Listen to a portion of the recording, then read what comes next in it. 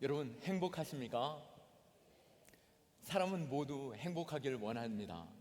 그래서 우리는 어느 시대든 내가 어떻게 하면 행복할까라고 하는 그런 마음을 가지게 되는데요, 지금 우리는 어떻습니까? 풍요를 누리면 행복할까? 맛있는 것을 먹으면 행복할까? 또 내가 많은 이들을 품고 있으면 행복할까라고 할 수 있겠지만, 우리는 지금 그 어느 시대보다도 더 풍요로운 시대를 살고 있습니다. 지난 어떤 군주보다도, 또 어떤 황제들보다도 더 편안한 잠자리, 또 즐겁게 누릴 수 있는 다양한 유희들, 또 특별한 음식을 먹고 싶다 하더라도 한겨울조차도 수박이 먹고 싶다 하면은 수박도 먹을 수 있는 그러한 시대를 살고 있는 것이죠. 그러나 우리 마음의 만족은 어떻습니까? 내가 정말 가지고 싶었던 그것을 가져보니 행복하십니까? 또 그것을 즐겨보니 정말 이 세상 비교할 수 없는 것처럼 그 행복, 그 즐거움이 내 안에 가득하십니까? 아무리 많은 것을 가졌다 할지라도 그것이 주는 그 즐거움은 참 짧은 것 같습니다. 가난하니 부자가 되고, 집이 작아서 큰 집을 사보고, 건강이 조금 약하니 좋은 병원, 또 좋은 약을 먹어도 보지만 그것이 주는 그 기쁨은 잠깐이었다는 것을 알 수 있는 것이죠. 그것만으론 우리 인생이 결코 행복해질 수 없다라고 하는 것을 경험하면 경험할수록 알게 되는 것입니다. 교회에 오셨으니 그러면은 교회에서는 행복을 주는 그 방법, 행복하게 사는 그 방법은 무엇일까 한번 좀 들어볼 수 있으면 좋겠습니다. 또한 성경은 분명히 말합니다.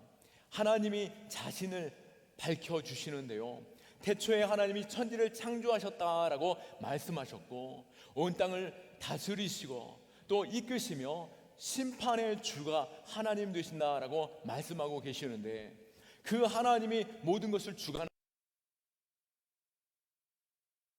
그것이 무엇인지 살펴볼 수 있기를 원합니다.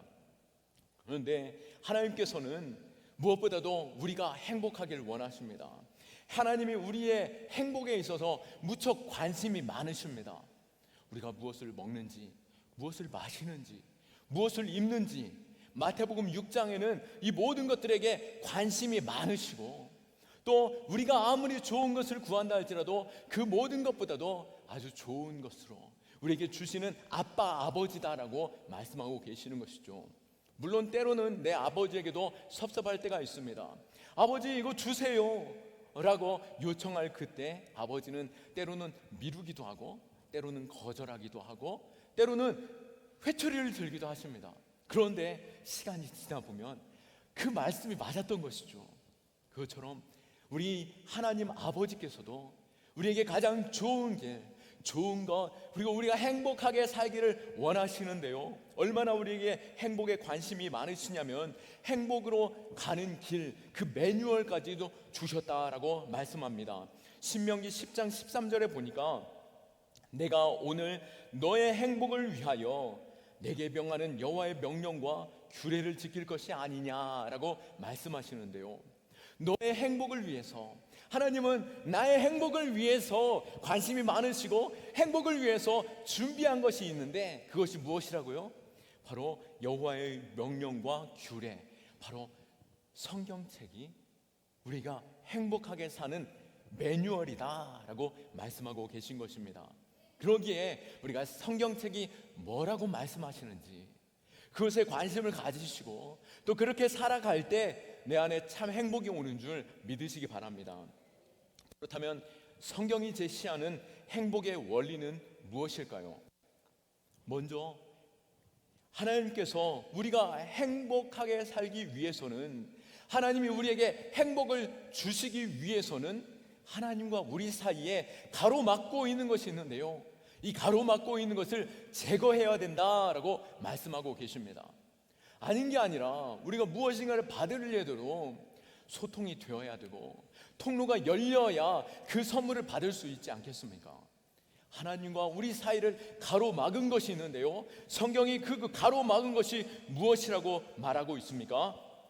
로마서 3장 23절에 보니까 모든 사람이 죄를 범하였음에 하나님의 영광에 이르지 못하더니. 영광이란 모든 것을 초월한 가치 있는 것이고 빛나는 것이고 아름다운 것입니다. 그 고귀한 하나님의 영광, 그 영광을 우리에게 주시기 원하시는데요, 그 영광이 무엇 때문에 우리에게 줄 수 없다고요? 우리 안에 있는 죄 때문에. 하나님과 우리 사이에 가로막고 있는 이 죄의 문제가 해결되지 않았기 때문에 그 행복을 누릴 수 없다라고 말씀하고 있습니다. 이 세상에는 죄 없는 사람이 없습니다.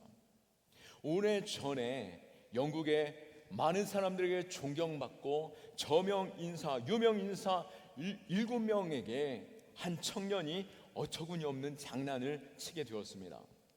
어떤 일이었냐면 그 유명 인사 7명에게 전보를 보내게 되었는데요, 어떤 내용이었냐면 모든 것이 들통났다, 어서 당신은 도망쳐라. 7명이었음에도 불구하고 그 밤에 이 전보를 받은 후에 그들 마음에 불안함과 두려움이 생겼는지 그 다음 날 그 7명 누구도 많은 사람들 대중 앞에 나타나지 않았다라고 말합니다. 우리는 어떨까요? 사람들 앞에 떳떳하게 내 삶을 온전히 다 드러내실 수 있습니까? 우리가 정말 고귀한 삶을 살았다, 또 많은 이들에게 정말 이만한 아름다운 사랑이 없었다라고 하시는 분, 또 죽음 앞에 계시는 분들을 배웅하는 한 여인, 바로 테레사 수녀님이 있었는데요, 그분은 정말 고귀한 사랑이 있고 그분은 거짓이 없고 항상 진실한 것처럼 보여졌는데요, 그 테레사 수녀님도 일주일에 한 번씩 빠짐없이 고해성사로 자신의 죄를 고백했다라고 합니다. 우리는 그만큼 거룩하게 살 수 있습니까? 그렇다면 우리가 가지고 있는 그 죄의 문제 어떻게 해결할 수 있을까요?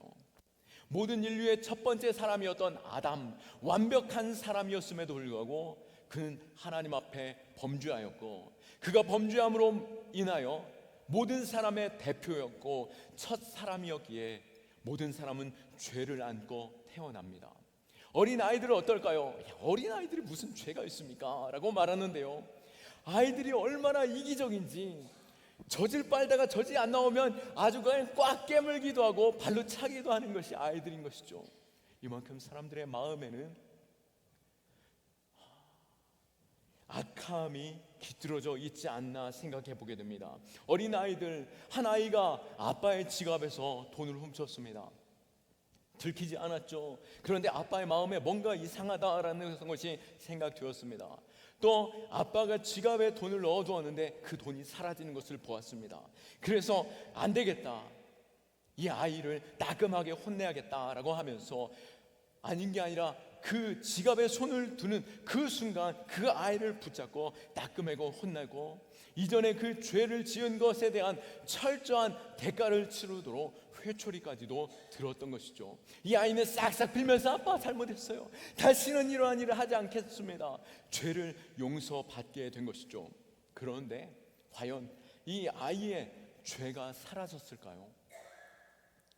죄에 대한 행위에 대한 대가는 치루었다라고 말할 수 있겠지만 그 안에 있는 죄성, 우리 사람 본성 안에 있는 이 죄의 문제는 어떤 누구도 스스로 해결할 수 없음을 우리는 알 수 있는 것입니다.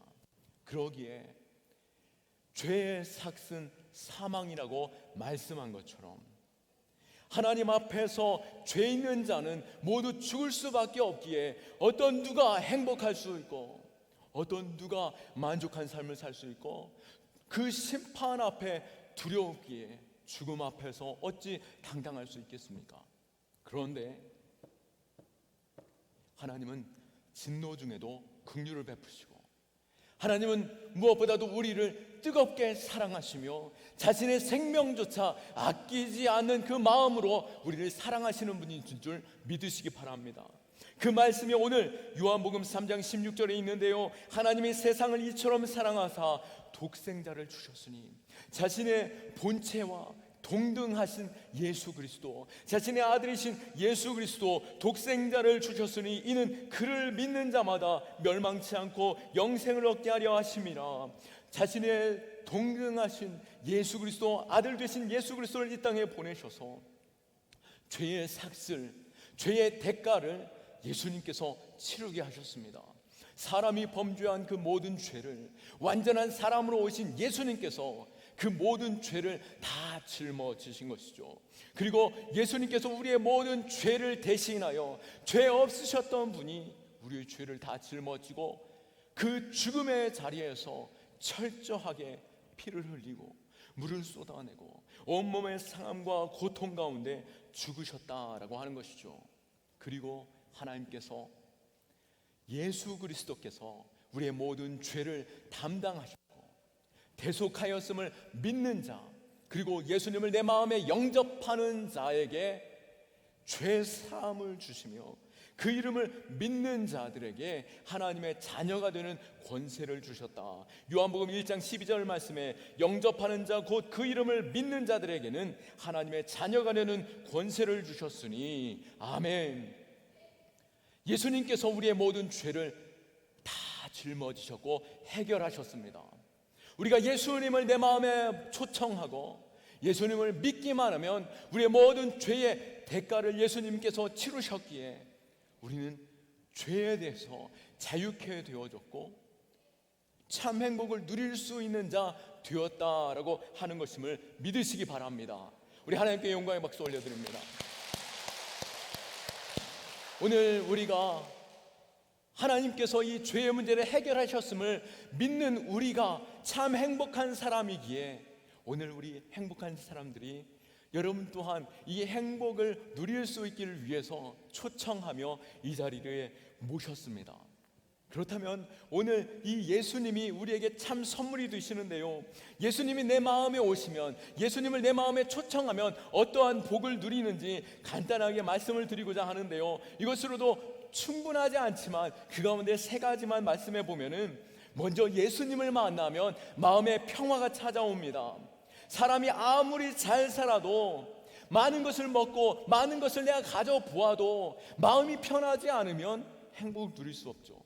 그런데 예수님이 내 마음에 찾아오시면, 내 마음의 주인이 되시면 우리는 자유케 되어지고 참 행복을 누리게 됩니다. 요즘 여러분 어떤 삶을 살고 계십니까?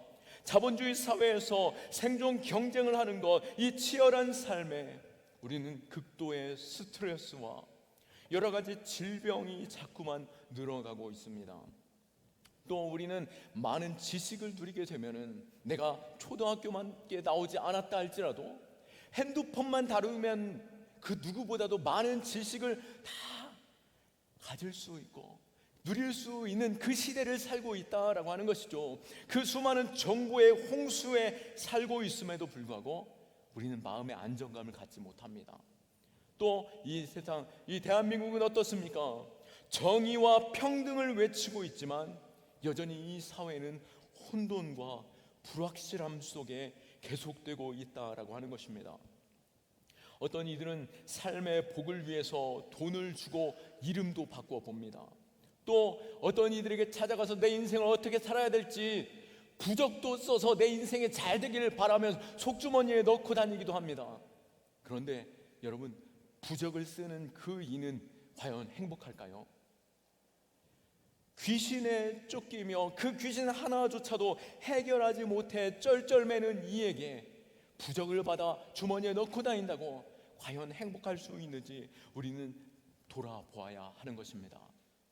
우리는 우리의 인생의 모든 것을 해결하시고 우리의 참 사랑하시는 하나님의 그 사랑, 그리고 우리의 모든 죄의 문제와 우리의 인생의 모든 짐을 해결하신 하나님께서 우리에게 그 길을 인도하심을 믿고 예수님을 내 마음에 초청할 때 우리는 참 평안을 누리시는 줄 믿으시기 바랍니다. 4세기에 성 어거스틴이라는 지식인이 있었습니다.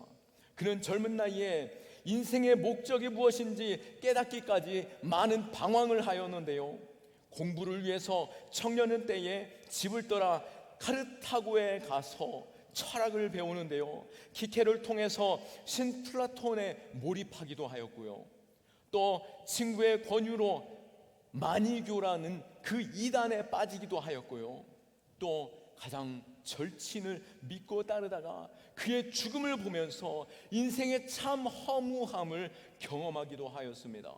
그리고 방탕함 가운데 자신을 던져보면서 자신의 모습에 있어서 끊임없는 회의감에 빠지기도 했던 것이죠.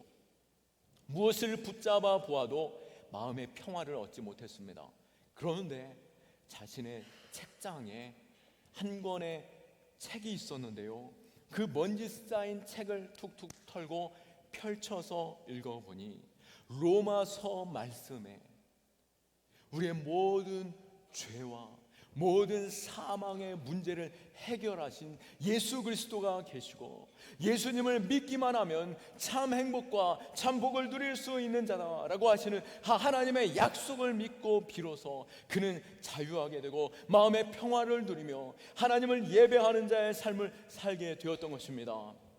마태복음 11장 28절 말씀에도 우리 주님께서 우리를 초청하시는데요, 뭐라고 초청하십니까? 수고하고 무거운 짐진 자들아 다 내게로 오라, 내가 너희를 쉬게 하리라. 우리 주님께 모든 것 맡겨드릴 때 우리에게 참 위로와 평강과 참 쉼이 있는 줄 믿으시기 바랍니다. 또한 예수님을 만나면 인생에 잘 되는 복을 얻게 됩니다. 죄의 문제 해결함을 받을 뿐만 아니라 영원하신 하나님의 나라에 대한 약속뿐만 아니라 하나님께서는 우리가 이 땅 가운데서도 풍요로움을 누리길 원하시는데요, 요한복음 10장 10절 말씀에 내가 온 것은 양으로 생명을 얻게 하고 더 풍성히 얻게 하려 하는 것이라 라고 말씀하시며, 영원하신 생명뿐만 아니라 이 땅 가운데서도 풍요로운 마음과 풍요로운 삶을 누릴 수 있는 복을 주시는 분이심을 말씀하고 계시는 것입니다. 내 참 좋은 아빠 아버지는 우리에게 좋은 것 주시는 분이시죠. 내가 무엇을 먹는지, 무엇을 마시는지, 무엇을 입는지 관심이 많으시고 좋은 것 주시기를 즐거워하시는 분이십니다. 물론 인생의 아버지도 때가 있고 시기가 있고 방법이 있는 것처럼 우리의 인생의 가장 좋은 방법, 좋은 길로 인도하신 하나님을 신뢰할 수 있기를 축원합니다.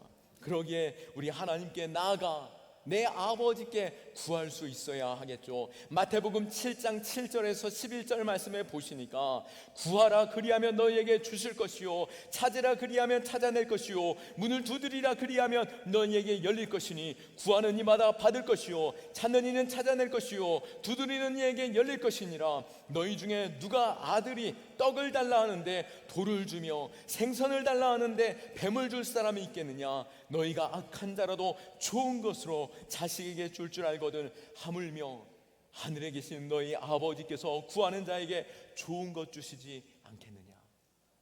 내 아버지가 좋은 것 주시는 분, 그 하나님을 내 마음에 초청하고 내 마음의 주인 되신 예수님을 따라갈 수 있기를 축원합니다. 또 예수님을 내 마음에 초청하면 어떠한 우리는 복을 얻게 됩니까?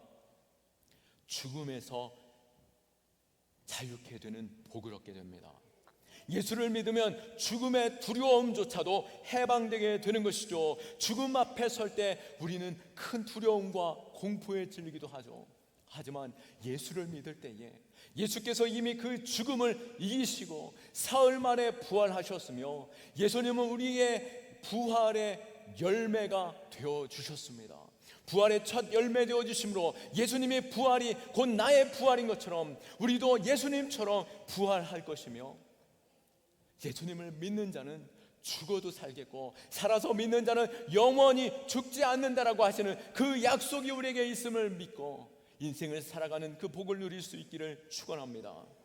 예수님을 믿는 그 인생, 사망의 권세로부터 벗어나는 것입니다. 요한복음 5장 24절 말씀에 내가 진실로 진실로 너희에게 이르노니 내 말을 듣고 또 나를 보내신 이를 믿는 자는 영생을 얻었고 심판에 이르지 아니하나니 사망에서 생명으로 옮겼느니라. 아멘. 죽음 앞에서 당당한 인생, 예수님께서 그 죽음을 이기셨고 예수님께서 그 사망의 다시 부활하시는 첫 열매 되어 주시고 우리에게 영원하신 하나님의 나라 약속하신 그 영원한 나라를 바라볼 수 있기를 축원합니다. 이 땅의 문제도 우리에게 중요하겠지만 영원함 앞에서 이 땅은 매우 찰나에 불과한 것입니다. 우리는 이 찰나의 문제에 전전긍긍하는 자가 아니라 영원한 것에 가치를 두고 영원한 나라를 허락하신 하나님께 내 인생을 맡겨드릴 수 있는 믿음 있기를 축원하고 예수님이 그 길을 가는 통로 되심을 믿으시기 바랍니다. 다윗도 고백합니다. 시편 23편 4절에 내가 사망의 음침한 골짜기를 다닐지라도 해를 두려워하지 않을 것은 주께서 나와 함께함이라.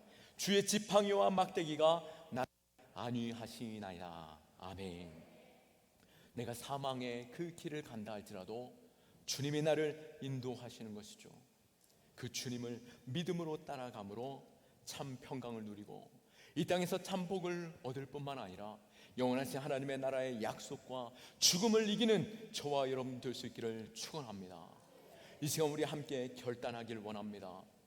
위대한 결단이 위대한 인생을 만드는 것입니다. 이 시간 예수님을 내 마음에 초청하는 것이죠.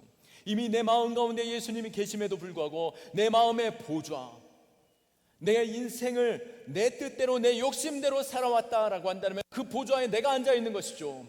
내 인생의 보좌에 예수님을 초청할 수 있기를 축원합니다. 계시록 3장 20절 말씀에 볼지어다 내가 문 밖에 서서 두드리노니 누구든지 내 마음을 내 음성을 듣고 문을 열면 내가 그에게 들어가 그로 더불어 먹고 그는 나와 더불어 먹으리라 말씀하셨습니다. 내가 마음의 문을 열고 주님 내 마음에 찾아오세요 고백할 때 주님이 내 마음 가운데 쏙 들어오시고 내 마음의 주인이 되는 것이죠. 우리는 주님을 초청할 때 마음으로 믿어 의에 이르고 믿음 입으로 시인하여 구원에 얻는다라고 말씀하였습니다. 우리 잠시 눈을 한번 감아 볼까요? 설교에 앞서서 우린 최수종 씨의 그 인생의 고난도 경험해 보았고 그 고난 중에 하나님이 어떠한 하나님인 줄 말씀해 주셨습니다. 우리의 인생도 동일하게 하나님이 찾아오셔서 우리의 인생의 모든 질문 앞에 답하고 계십니다. 오늘 지금까지 내가 내 인생의 주인을 나로 생각하고 내 뜻대로 살아왔다면 이 모든 것들을 다 해결하신 예수님을 바라볼 수 있기를 원하고 마음에 예수님을 초청할 수 있기를 축원합니다. 오늘 오신 분 가운데 유일하신 예수님, 그분을 믿고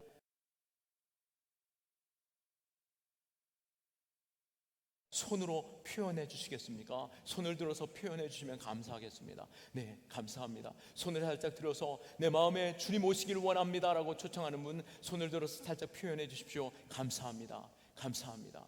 네, 좋습니다. 손 내리셔도 좋고요. 이제는 내 마음에 내가 예전에 예수님을 알았지만 내 인생의 주인을 내가 내 인생의 주인인 것처럼 살아왔다라면은 이 시간 내 마음에 예수님을 내 마음의 주인으로 초청하기 원하시는 분 가슴에 손을 얹어 볼까요?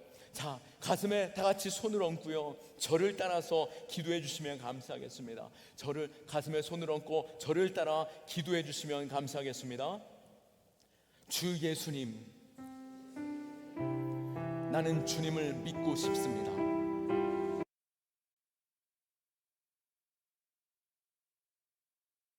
내 죄값을 담당하시니 감사합니다. 지금 나는 내 마음의 문을 열고 당신을 나의 구주, 나의 하나님으로 영접합니다. 나의 죄를 용서해 주시고